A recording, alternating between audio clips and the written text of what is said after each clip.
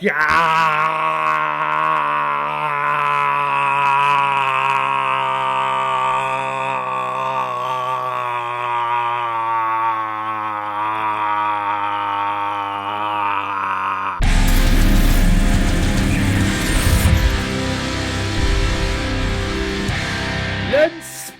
released in 1988 and is directed by Newt Arnold, who also served as an assistant director on films like The Godfather Part 2 and 12 Angry Men. And this film, of course, is starring Jean-Claude Van Damme, Donald Gibb, Leah Aries, Norman Burton, Forrest Whitaker, and Bolo Yang. And the reason why we're talking about Bloodsport today is because it was a PayPal recommendation and donation from a big contributor and supporter of this channel, Jeff Fry. Thank you very much for this recommendation.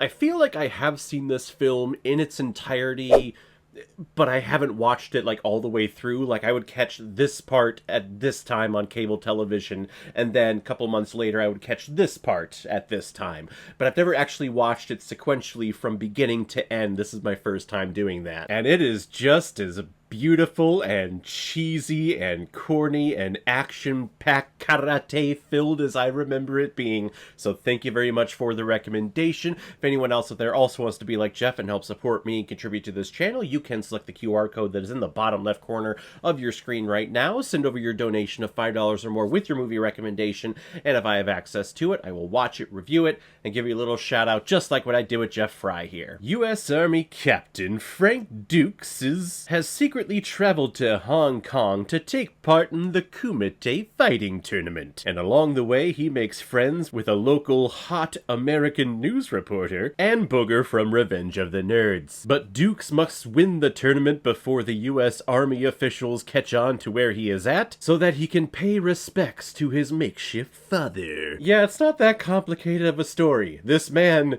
needs to fight, so he goes and fights.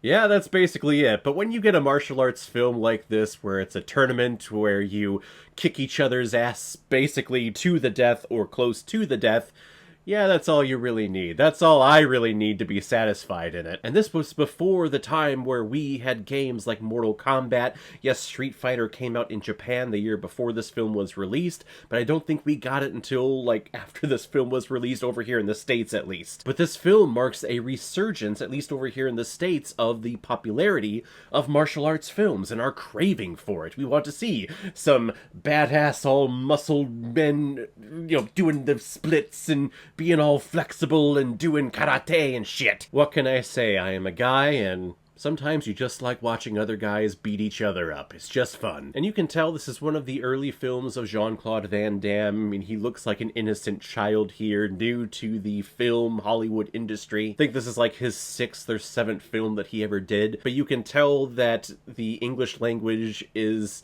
he's not that used to it at this point, so there are times where you can sense, like, when he's reading dialogue and trying to regurgitate it for the audience, feels very forced, and it feels like, this is my line.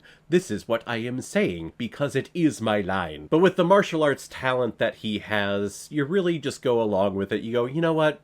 You were cast for your martial arts abilities, not necessarily your acting talent, and that's okay, because in a film about martial arts, that should come first, and then the acting part, really anyone can do the acting thing, so we'll work on that as we go. Hope I didn't offend any of those important actors out there. But the fights that we do see in this film, not just with him, but all the other contestants, they are so entertaining. They are so fun. They feel very far-fetched. It doesn't feel like, okay, this doesn't seem like it would be as real as this film is making it out to be. And some of these fights are probably way sooner than what they are on screen, but in order to drag it out, we go to super slow motion in parts, especially when Dukes gets his eyes blinded in that final fight, right? And he has to figure out, oh, where is everyone? So we go to slow motion, and we get the amazing battle cries of Dukes, just ah! But then he calms and centers himself, and we go back to those early montages that we got when he was a kid, training with his master at the dinner table when he was blindfolded. We see him just slowly go into a little cross-eyed stance and then